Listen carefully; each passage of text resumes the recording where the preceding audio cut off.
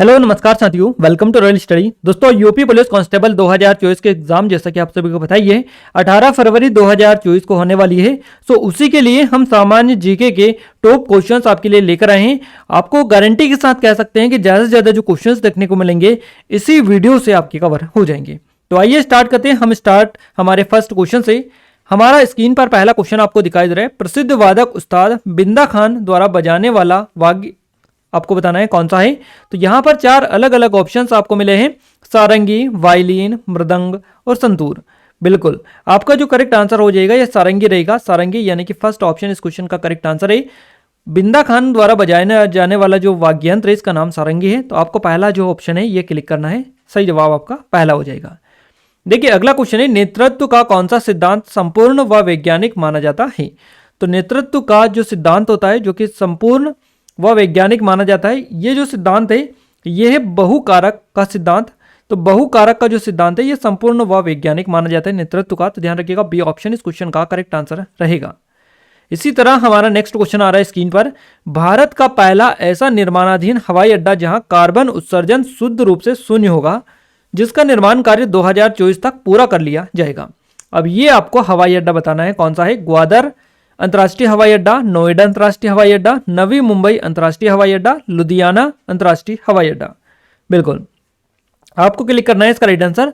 तो बिल्कुल correct answer आपका नोएडा अंतर्राष्ट्रीय हवाई अड्डा हो जाएगा। यानी कि हमारा जो बी ऑप्शन है ये करेक्ट आंसर है। भारत का पहला ऐसा निर्माणाधीन हवाई अड्डा है ये नोएडा अंतर्राष्ट्रीय हवाई अड्डा, जहां कार्बन उत्सर्जन शुद्ध रूप से शून्य होगा, जिसका निर्माण कार्य जो है जो 2024 तक पूरा कर लिया जाएगा। तो यहां से बी ऑप्शन बिल्कुल आप क्लिक करिएगा। अगला क्वेश्चन है, भारतीय नौसेना में सर्वोच्च स्थान पर कौन सा कमीशन्ड अधिकारी होता है। तो ये जो अधिकारी होता है इसका नाम क्या है। General, admiral, air chief marshal या उप लेफ्टिनेंट। बिल्कुल आपको बताना है नौसेना में सर्वोच्च स्थान पर कौन सा कमीशन्ड अधिकारी होता है। तो नौसेना में जो होते हैं ये होते हैं एडमिरल। तो यहां से हमारा ऑप्शन नंबर सी इस क्वेश्चन का करेक्ट आंसर रहेगा। चलिए अगला क्वेश्चन देखते हैं। 15 से 17 दिसंबर 2021 के मध्य किस पड़ोसी देश के राष्ट्रपति अब्दुल हमीद के नियंत्रण पर भारत के राष्ट्रपति रामनाथ कोविंद ने राजकीय यात्रा की थी। पाकिस्तान, भूटान, बांग्लादेश और नेपाल। आपको बताना है कि ये जो राष्ट्रपति है अब्दुल हमीद ये किस पड़ोसी देश के हैं। पाकिस्तान, भूटान, बांग्लादेश और नेपाल। बिल्कुल आपका जो करेक्ट आंसर हो जाएगा बांग्लादेश रहेगा। बांग्लादेश के राष्ट्रपति अब्दुल हमीद, इनके निमंत्रण पर भारत के राष्ट्रपति रामनाथ कोविंद ने राजकीय यात्रा की थी 15 से 17 दिसंबर 2021 को। तो ध्यान रखिएगा option number C Bangladesh correct answer रहेगा। चलिए अगला क्वेश्चन है, सविनय अवज्ञा आंदोलन की शुरुआत के पहले वायसराय को गांधी जी का 11 सूत्री चेतावनी दिया गया था और इन चेतावनियों के संदर्भ में क्या सही है ये आपको बताना है।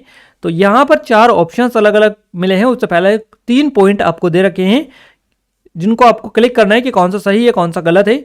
रुपया डॉलर विनिमय दर को कम करना। सेकेंड है भू राजस्व में 50% की कमी करना। थर्ड है राजनीतिक कैदियों को रिहा करना। अब इनमें से कौन कौन सा सही है वो आपको चार ऑप्शन मिले हैं, 1 और 2, 2 और 3, 1 और 3, 1, 2 और 3। तो इनमें से आपको क्लिक करना है कि कौन सा सही होगा। बिल्कुल इन तीनों ऑप्शंस, 3 जो पॉइंट दे रखे हैं इनमें से कौन सा सही है कौन सा गलत है, इस तरह से आपको यहाँ पर ऑप्शन को क्लिक करना है।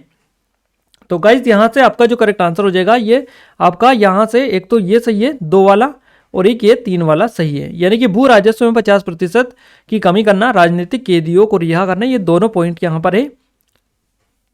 तो यहाँ से हमारा जो करेक्ट आंसर हो जाएगा ये ऑप्शन नंबर बी रहेगा। चलिए अगला क्वेश्चन है हमारी स्क्रीन पर। दक्षिणी गोलार्ध में सबसे छोटा दिन आपको बताना है कौन सा होता है। तो दक्षिणी गोलार्ध में सबसे छोटा जो दिन होता है ये होता है 21 जून को। 21 जून हमारा यहाँ से बी ऑप्शन बिल्कुल करेक्ट आंसर हो जाएगा। चलिए अगला क्वेश्चन है हमारी स्क्रीन पर। अनुसूचित जनजाति के संरक्षण के लिए एक क्षेत्र को अनुसूचित क्षेत्र के रूप में घोषणा करने की शक्ति किसके पास में होती है।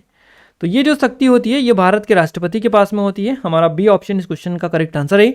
अनुसूचित जनजाति के संरक्षण के लिए एक क्षेत्र को अनुसूचित क्षेत्र के रूप में घोषित करना या घोषणा करने की शक्ति जो होती है राष्ट्रपति के पास में होती है। तो बी ऑप्शन ध्यान रखिएगा। बिल्कुल काफ़ी ज़्यादा इंपॉर्टेंट क्वेश्चन है गाइस और लगातार आपके एग्जाम में इसी जो पैटर्न है इस पर क्वेश्चंस बनते हैं। तो आपको ध्यान रखना है थोड़ा सा क्योंकि क्वेश्चंस काफ़ी ज़्यादा इंपॉर्टेंट हम आपके लिए लेकर आए हैं। अगला क्वेश्चन है आपकी स्क्रीन पर। 30 नवंबर 2021 को फॉर्च्यून इंडिया द्वारा भारत की 50 सर्वाधिक प्रभावशाली महिलाओं की सूची जारी की गई। और इस सूची में प्रथम जो स्थान है किस भारतीय महिला को प्राप्त हुआ है ये आपको बताना है। यहाँ पर 4 ऑप्शन मिले हैं, अरुंधति राय, अरुंधति भट्टाचार्य, रेखा एम मेनन, सुचित्रा इला और निर्मला सीतारमन। बिल्कुल जल्दी से क्लिक करिएगा। और ये जो रिपोर्ट जारी की गई ये 30 नवंबर 2021 को फॉर्च्यून इंडिया द्वारा भारत की 50 सर्वाधिक प्रभावशाली महिलाओं की सूची जारी की गई है। तो आपको बताना है इसमें पहले नंबर पर कौन सी भारतीय महिला आई है। तो आपका करेक्ट आंसर हो जाएगा निर्मला सीतारमन, यानी कि ऑप्शन नंबर डी इस क्वेश्चन का बिल्कुल करेक्ट आंसर हो जाएगा। ध्यान रखिएगा। भारत के संविधान के किस अनुच्छेद के अधीन राज्यों के राज्यपाल को अध्यादेश जारी करने की शक्ति प्राप्त होती है। तो ये जो आर्टिकल है ये आपको बताना है कौन सा आर्टिकल होता है। तो ये आर्टिकल होता है 213 यानी कि 213 213 है ना, 213 आपका यहाँ से अनुच्छेद 213 बिल्कुल करेक्ट आंसर हो जाएगा। अनुच्छेद 213 के अधीन राज्यों के राज्यपाल अध्यादेश जारी करने की शक्ति प्राप्त इनको होती है। तो सी ऑप्शन याद रखिएगा। अगला क्वेश्चन है, निम्न में से कौन सी किताब सरोजिनी नायडू द्वारा लिखित नहीं है।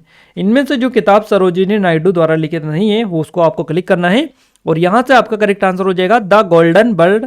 ये जो पुस्तक है ये सरोजिनी नायडू द्वारा लिखित नहीं है।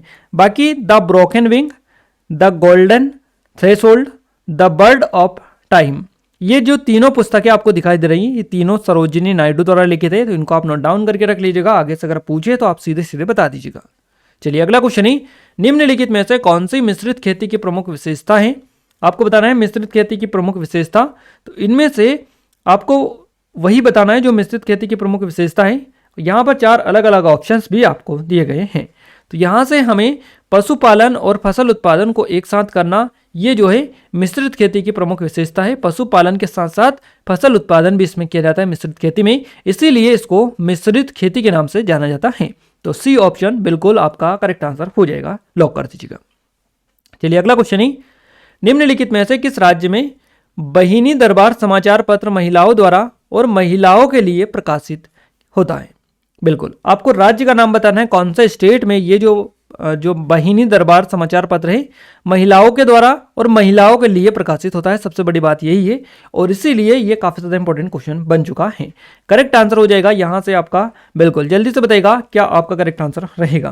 करेक्ट आंसर जो रहेगा ये रहेगा option number D Madhya Pradesh, यानी कि मध्य प्रदेश राज्य में बहिनी दरबार समाचार जो पत्र है ये महिलाओं द्वारा महिलाओं के लिए प्रकाशित होता है। तो ऑप्शन नंबर डी इस क्वेश्चन का बिल्कुल करेक्ट आंसर हो जाएगा। चलिए अगला क्वेश्चन ही, किस सिख गुरु ने आदि ग्रंथ संकलित किया था। आदि ग्रंथ जो संकलित किया था किस सिख गुरु ने किया था। तो ये किया गया था गुरु अर्जुन देव के द्वारा। ऑप्शन नंबर सी यहां से करेक्ट आंसर रहेगा। अगला क्वेश्चन है, तुलुव के राजवंश की स्थापना किसने की थी। तुलुव के राजवंश की जो स्थापना की थी ये वीर नरसिंह ने की थी। वीर नरसिंह, डी ऑप्शन इस क्वेश्चन का करेक्ट आंसर रहेगा। पहली बार भारत पर आक्रमण करने वाला मुस्लिम कौन था।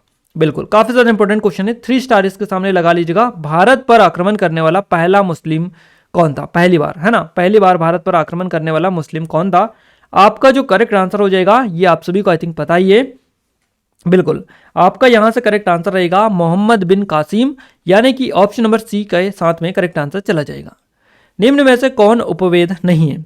अब यहां पर उपवेद आपसे दिया है ना कि वेद, तो उपवेद इनमें से कौन सा नहीं है। धनुर्वेद, आयुर्वेद, शस्त्र शास्त्र और योग वेद, इनमें से उपवेद कौन सा नहीं है ये आपसे पूछा है सीधा सीधा। तो इनमें से योग वेद जो है ये उपवेद नहीं है। आपका डी ऑप्शन करेक्ट आंसर है। बाकी धनुर्वेद, आयुर्वेद, शस्त्र शास्त्र ये जो है उपवेद है। चलिए अगला क्वेश्चन है गाइस, 9 दिसंबर 2021 को केंद्रीय पर्यावरण वन और जलवायु परिवर्तन मंत्रालय द्वारा जारी सूचना के अनुसार किस राज्य संघ शासित प्रदेश में स्थित मानव निर्मित हैदरपुर आर्द्रभूमि को भारत का 47वां रामसर साइट और अंतर्राष्ट्रीय स्तर पर 2463वीं रामसर स्थल के रूप में नामित किया गया है। तो आपको यह बताना है कि ये किस राज्य और केंद्र शासित प्रदेश में स्थित है ये आपको बताना है। यहाँ पर 4 ऑप्शन मिले हैं, मध्य प्रदेश, तेलंगाना, उत्तर प्रदेश और जम्मू कश्मीर। तो आई थिंक आप सभी लोगों को पता होगा इसका राइट आंसर, बिल्कुल करेक्ट आंसर चला जाएगा उत्तर प्रदेश के साथ में ऑप्शन नंबर सी, उत्तर प्रदेश आपका करेक्ट आंसर हो जाएगा। तो ध्यान रखिएगा। इसी तरह अगला जो क्वेश्चन है, नेक्स्ट क्वेश्चन आपकी स्क्रीन पर आ चुका है। देखिए क्वेश्चन है आपकी स्क्रीन पर, निम्नलिखित देशों में से किस एक के देशों में से भूमध्य रेखा गुजरती है। बिल्कुल अलग अलग देश यहाँ पर आपको ऑप्शंस में मिले हुए हैं।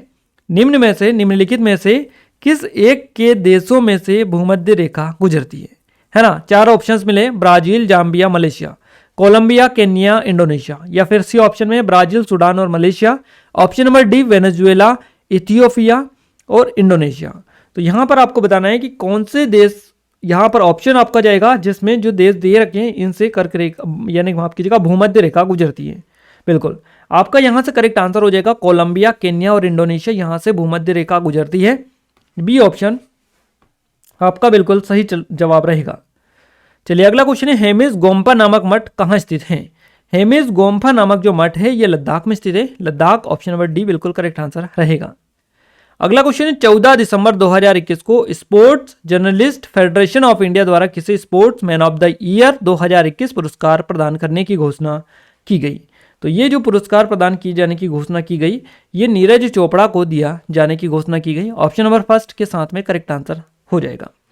अगला क्वेश्चन है, भारत में काजू का प्रथम परिचय किन लोगों ने कराया।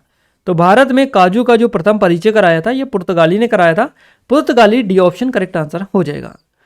किस भारतीय राष्ट्रपति ने आयरिश स्वतंत्रता संग्राम में भाग लिया और इसके लिए जेल भी वो गए थे।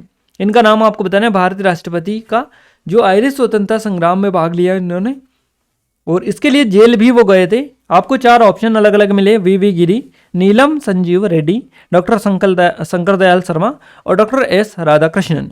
आपको यहां से क्लिक करना है, करेक्ट आंसर हो जाएगा V V Giri. Option number first के साथ में करेक्ट आंसर चला जाएगा। अगला क्वेश्चन है गाइस हमारा स्क्रीन पर, विश्व पर्यावरण दिवस कब मनाया जाता है। तो विश्व पर्यावरण जो दिवस मनाया जाता है ये हर साल 5 जून को मनाया जाता है। तो ऑप्शन नंबर डी बिल्कुल करेक्ट आंसर रहेगा। ध्यान रखते चलिएगा क्वेश्चन का। दिसंबर 2021 में भारत की अमूर्त सांस्कृतिक विरासतों में से एक किसको यूनेस्को द्वारा अंतर्राष्ट्रीय सांस्कृतिक विरासत सूची में शामिल किया गया। तो आपको ऑप्शन से नौरोज, वैदिक मंत्रोच्चार की परंपरा, कोलकाता की दुर्गा पूजा और छऊ नृत्य। आपको बताना है जल्दी से क्लिक करके। तो कोलकाता की जो दुर्गा पूजा है इसको अमूर्त सांस्कृतिक विरासत में से एक यूनेस्को जो है इसके द्वारा अंतर्राष्ट्रीय सांस्कृतिक विरासत सूची में शामिल किया गया दिसंबर 2021 में कोलकाता की दुर्गा पूजा को। सी ऑप्शन इस क्वेश्चन का करेक्ट आंसर है। अगला क्वेश्चन है, भारतीय संविधान सभा में कुल कितनी महिलाएं सदस्य थीं। आपको यह बताना है कि महिलाएं कितनी थी भारतीय संविधान सभा में, टोटल महिलाओं की संख्या। तो आपका करेक्ट आंसर हो जाएगा 15। ऑप्शन नंबर सी बिल्कुल, सी ऑप्शन जो है ये आपका बिल्कुल करेक्ट आंसर हो जाएगा। भारतीय संविधान सभा में कुल 15 महिलाएं सदस्य थी। उज्जैन, देखिए अगला जो क्वेश्चन है, उत्तर प्रदेश में शेर सफारी स्थित है। तो कन्नौज, लखनऊ, नोएडा और इटावा। बिल्कुल जल्दी से क्लिक करिएगा। उत्तर प्रदेश में शेर सफारी स्थित है, तो ये इटावा में स्थित है, उत्तर प्रदेश के इटावा में। डी ऑप्शन करेक्ट आंसर रहेगा। प्रसिद्ध चारकुला नृत्य संबंधित है। चारकुला जो नृत्य है किस क्षेत्र से संबंधित है। चारकुला नृत्य का संबंध हो जाएगा ब्रजभूमि से। ऑप्शन नंबर सी बिल्कुल करेक्ट आंसर रहेगा। निम्नलिखित में से कौन सा भारतीय अर्थशास्त्र का प्राथमिक क्षेत्र है। बिल्कुल भारतीय अर्थशास्त्र का प्राथमिक क्षेत्र आपको बताना है, इनमें से कृषि, उद्योग, सहकारिता, उपरोक्त में से कोई नहीं। तो आपका यहां से जो करेक्ट आंसर चला जाएगा वो जाएगा कृषि के फेवर में। कृषि फर्स्ट ऑप्शन। भारतीय अर्थव्यवस्था का प्राथमिक जो क्षेत्र है ये कृषि है, तो पहला ऑप्शन बिल्कुल करेक्ट आंसर हो जाएगा। अगला क्वेश्चन है, 15 से 19 दिसंबर 2021 को मध्य किस देश का एक उच्च स्तरीय संसदीय प्रतिनिधिमंडल भारत की आधिकारिक यात्रा पर आया। तो फिलीपींस, मलेशिया, वियतनाम और सिंगापुर। चार ऑप्शंस आपको अलग अलग मिले हुए हैं। तो यहां पर आपका वियतनाम बिल्कुल करेक्ट आंसर हो जाएगा। 15 से 19 दिसंबर 2021 के मध्य में वियतनाम जो देश है इसका एक उच्च स्तरीय संसदीय प्रतिनिधिमंडल भारत की आधिकारिक यात्रा पर आया। Option number C correct answer रहेगा। बिल्कुल अगला क्वेश्चन हमारे निकल कर आ रहा है गाइस। अगला जो क्वेश्चन है काफी ज्यादा इंपॉर्टेंट है, इसी तरह से आप देख सकते हैं। बिल्कुल अगला क्वेश्चन हमारी स्क्रीन पर आ चुका है। क्वेश्चन है आपका, आयात निर्यात यानी एग्जिम बैंक स्थापित हुआ था। एग्जिम जो बैंक स्थापित हुआ था ये कब हुआ था, इस तरह से क्वेश्चन आपका बेसिकली पूछा गया है सीधा सीधा। तो करेक्ट आंसर हो जाएगा 1982 में, 1982 में ये स्थापित हुआ था एग्जिम बैंक। प्रथम भारतीय महिला जिसने एशियाई खेल में 400 मीटर दौड़ में स्वर्ण पदक जीता, इनका नाम आपको बताना है। इनका नाम क्या है, तो इनका नाम है कमलजीत संधू। कमलजीत संधू आपका करेक्ट आंसर हो जाएगा। प्रथम भारतीय महिला है ये कमलजीत संधू, जिन्होंने एशियाई खेल में 400 मीटर दौड़ में स्वर्ण जीता है। तो option number C correct answer रहेगा। अगला क्वेश्चन है सार्क की पहली बैठक कहाँ हुई? ढाका बांग्लादेश, काठमांडू नेपाल, ने बेंगलोर भारत, इस्लामाबाद पाकिस्तान। सार्क की पहली जो बैठक हुई थी उसके बारे में आपसे पूछा गया है। करेक्ट आंसर हो जाएगा ढाका बांग्लादेश में। तो ऑप्शन नंबर फर्स्ट बिल्कुल करेक्ट आंसर रहेगा। 14 दिसंबर 2021 को संयुक्त राज्य अमेरिका की अंतरिक्ष संस्थान नासा की एक विज्ञप्ति के अनुसार नासा का कौन सा अंतरिक्ष यान सूर्य के वायुमंडल में प्रवेश करने वाला पहला अंतरिक्ष यान है? तो आपको बताना है इस अंतरिक्ष यान का नाम आपको बताना है। बिल्कुल करेक्ट आंसर आप यहां से पार्कर सोलर प्रोब। तो यहां से आपका ऑप्शन नंबर डी बिल्कुल करेक्ट आंसर हो जाएगा। अगला क्वेश्चन है 16 दिसंबर 2021 को रक्षा मंत्री राजनाथ सिंह द्वारा भौगोलिक सूचना तंत्र पर आधारित स्वचालित जलापूर्ति प्रणाली का शुभारंभ किया गया। इस प्रणाली का जो उद्देश्य कहां के रहने वाले निवासियों को त्वरित गति से शुद्ध पानी की उपलब्धता सुनिश्चित करना है। तो मलिन बस्तियों को, छावनी क्षेत्र को, ये ग्रामीण इलाकों को, उपयुक्त सभी को। आपका करेक्ट आंसर यहां से हो जाएगा बिल्कुल छावनी जो क्षेत्र है इसको। तो यहां से आपका सी ऑप्शन करेक्ट आंसर रहेगा। अगला क्वेश्चन है लौह और रक्त की नीति किसने अपनाई? लौह और रक्त की जो नीति अपनाई थी, इस तरह से क्वेश्चन बनता है लौह और रक्त, है ना। तो यहां से आपका करेक्ट आंसर बलबन जाएगा। लौह और रक्त की जो नीति अपनाई थी ये बलबन के द्वारा अपनाई गई थी। बलबन हमारा फर्स्ट ऑप्शन ही करेक्ट आंसर चला जाएगा। अगला क्वेश्चन है टीपू सुल्तान कहाँ का शासक था? टीपू सुल्तान जो शासक था ये था मैसूर का, मैसूर, यानी कि आपका ऑप्शन नंबर सी बिल्कुल करेक्ट आंसर रहेगा। और इसी फॉर्मेट में आपके एग्जाम में सेम टू सेम क्वेश्चंस बनते हैं। संविधान का 52वां संशोधन किससे संबंधित है? इस तरह से क्वेश्चन आपका पूछा गया है। तो दल बदल से संबंध हो जाएगा। 52वां जो संवैधानिक संशोधन है इसका संबंध दल बदल कानून से है। तो यहां से हमारा फर्स्ट ऑप्शन ही करेक्ट आंसर हो जाएगा। आपको बताइए आपके एग्जाम में 38 जो क्वेश्चन है ये जीके के आते हैं और जीके आपको पता होना चाहिए क्योंकि जो स्कोर है वो सभी सब्जेक्ट का मिलाकर आपका बनता है और बाकी उसी से आप जो है कट ऑफ के पार जा सकते हैं। तो आपको कहीं ना कहीं जीके पे भी अच्छी खासी कमांड रखनी है। जो टॉपिक ऑलरेडी हम आपको कवर करवा चुके हैं उन टॉपिक को आप अच्छे से देख कर जाए क्योंकि इंपॉर्टेंट लेवल के कवर करवाएं। इससे पहले हम आपको कई सारी वीडियोस दे चुके हैं, अगर आपने नहीं देख के रखी है तो आप सभी से रिक्वेस्ट है कि जरूर से उन वीडियोज़ को एग्जाम से पहले देख कर जाएँ। वहीं से आपके ज़्यादातर जो क्वेश्चन है आपको देखने को एग्जाम में मिलेंगे। क्लियर है? तो ये वीडियो भी हम आपके लिए इसीलिए लेकर आए ताकि एग्जाम से पहले आपको सारे वीडियोस कवर करवा दे जहां से क्वेश्चंस भर भर के आने की पूरी गुंजाइश है। क्लियर है? तो यहां पर हमने जीके के क्वेश्चंस कवर किए हैं। आगे आने वाली वीडियोस में और अलग अलग जो वीडियोस है वो आपको देते रहेंगे आपकी डिमांड पर। बाकी अगर आप चाहते हैं कि नेक्स्ट वीडियो भी आपके लिए लेकर आए तो आप जल्दी से कमेंट में कमेंट कर दीजिएगा। अगर आप चाहते हैं कि इस वीडियो की पीडीएफ आपको मिल जाए तो आप टेलीग्राम को ज्वाइन कर लीजिएगा जिसकी लिंक आपको डिस्क्रिप्शन में मिल जाएगी। Clear guys? तो मिलते हैं हमारे किसी नए वीडियो में किसी नए टॉपिक के साथ। तब तक के लिए जय हिंद, वंदे मातरम।